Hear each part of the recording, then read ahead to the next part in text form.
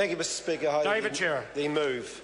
Mr Speaker, today we heard from Murray McCully that he is not even going to guarantee that he will extradite or ask for the extradition of a Malaysian diplomat to come back to New Zealand and face the charges that have been levelled against him. He has let New Zealand down. Today, Mr McCully apologised to John Key for his bungling of this case. He has apologised, sir, to the wrong person. He should be apologising to the woman concerned who is not getting justice in this case. She is the person who has allegedly suffered an attempted rape and burglary of her home. She was followed home and suffered that indignation. He should apologise to her because his government failed to stand by her when she most needed it.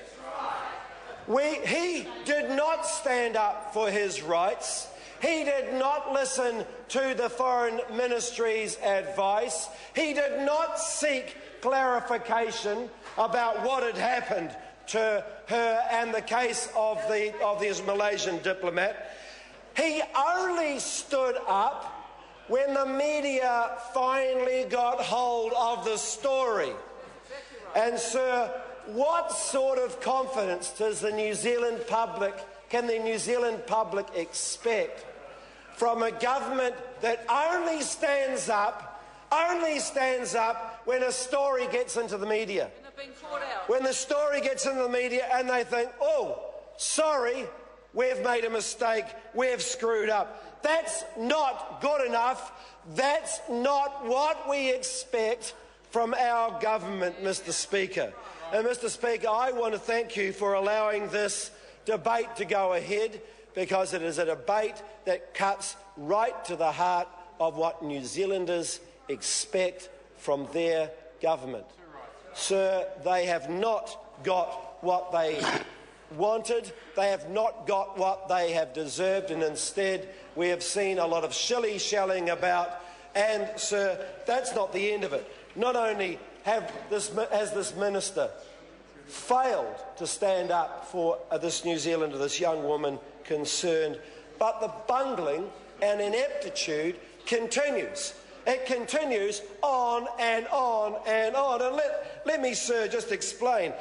The Malaysian diplomat in question was brought before the courts on the 9th of May. Not the end of May, as the Prime Minister spoke of today. He has not even been aware of the full account. He doesn't. I don't believe. I think Mr Goff is right. I think he's completely indifferent to what has been going on. So what do we know? What do we know? Let's set out the case, Mr Speaker. A Malaysian diplomat, as I say, was brought before our courts on the 9th of May, facing serious charges against a woman in Wellington. Sir, that diplomat allegedly committed a crime. He left and went back to Malaysia on the 22nd of May. Nothing was said about this alleged crime until last Sunday, when it finally broke out in the New Zealand Herald. And then the government started talking tough. Mr Key said he wanted that diplomat brought to justice. Oh, good on you, Mr Key. What happened for the 6 weeks before that? What happened for the very time that he learned about it on the 10th of May? Nothing happened. And you, sir, it's a little bit like a tree falling over in the forest. If you don't hear about it, it never existed. And that's exactly what this government wanted to have happen. It not to exist, sir. Then the government starts talking tough. John Key said he wants that diplomat returned to New Zealand. Sir, he said it was wrong for the Malaysian government to invoke diplomatic immunity. Mr McCully himself jumps in on the chorus. He jumps in the chorus and starts talking about the fact that he doesn't believe that this diplomat, at that stage nobody knew who the diplomat was and where he came from. He didn't want that diplomat to have name suppression. He thought that name suppression should be lifted. Well, sir, what we find out is that the Foreign Minister of Malaysia, quite rightly, stood up in a point of principle. We have a good relationship with the Foreign Minister of Malaysia. He did the right thing, and he fronted the issue at a press statement, at a press conference, in front of the world's media. The entire world's media was watching, and I know, because I've been following this on the internet, this was reported right across the world. And what did the Foreign Minister say?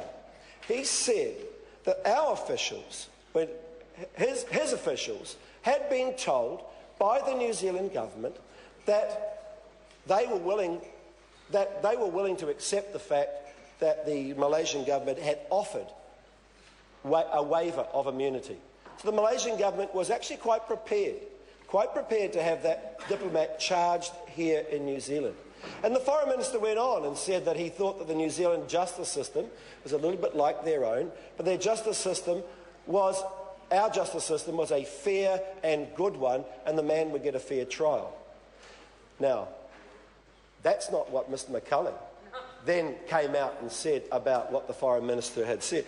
Straight after that press conference, Mr. McCulley came out and showed us two documents. One document on the 10th of May, straight after the man was charged, asked for the Malaysians to waive diplomatic immunity and allow this man to be charged in New Zealand.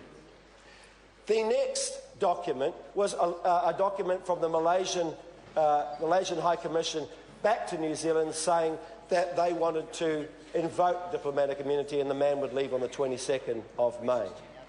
Between that time, however, some discussions had gone on. But those two documents, sir, think about this. Malaysian Foreign Minister has just come out and said that they were prepared to waive diplomatic immunity and had been told by the New Zealand government that that wasn't necessary. And so, therefore, they had brought the diplomat home.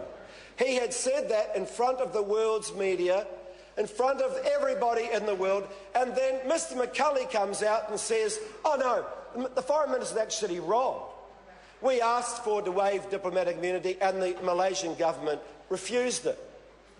Contradicted the Malaysian Foreign Minister in front of the world's media. An incredible embarrassment. 3 hours later, this is last night, 3 hours later, Mr. McCulley comes out again and said, what actually happened in the interim period between those two letters was that, in fact, there were some discussions that went on between our Foreign Ministry and the Malaysian Foreign Ministry, and that may have led to some ambiguity. Some ambiguity, sir. This, sir, is an outrage that Murray McCulley wanted to show that he was right and was prepared to put everything else at risk, including our relationship with Malaysia. Now we're on the back foot. Now we're on the back foot, Mr. Speaker, having to accept that actually Malaysia and the Malaysian Foreign Minister was actually right, and we were actually in the wrong. But isn't this typical of Mr. McCulley, Mr. Speaker? Isn't this typical of Mr. McCulley? That first of all, his first reaction, his modus operandi is to don't front. Don't go out, don't say anything. So journalists last night were wondering what has gone on, and Mr. McCulley won't front. Secondly, the second thing he does, selectively put out some documents. So he put out these two letters that contradicted the Malaysian Foreign Minister and made the situation 10 times worse than it was. And then finally, the third part of Mr. McCulley's modus operandi, when finally you do front, blame the officials.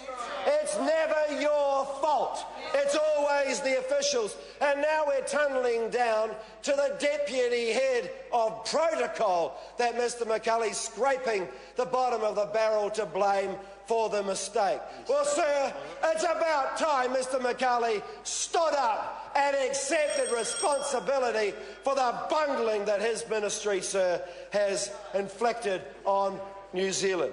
Sir, a young New Zealander has been overlooked to cover up Mr McCulley's butt. That's what's happened here, sir. We have sacrificed somebody who has every right to expect justice from this government and has been deprived of it.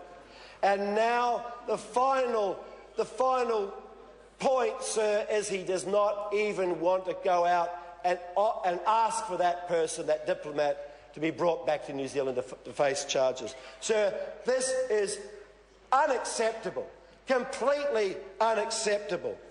We have a person, a New Zealander, a young woman who deserves justice. We have a foreign minister that is not willing to stand up but instead is trying to butt shove and get documents out of the way as quick as he can, blame everybody else except himself. And third, sir, and when he does try and cover up with those documents, he brings the Malaysian Foreign Minister's integrity into the question, and we have a diplomatic situation on top of that. It is an absolute disgrace, sir, that New Zealand has not stood up for its own people, and the government has not done right by people, by our own citizens, sir. We should always stand up for New Zealanders, no matter if the issue is in the public arena, in front of the public spotlight or not. And in this case, sir, the government has demonstrably failed. Very good. Very good. Honourable Murray McCulley. To speak.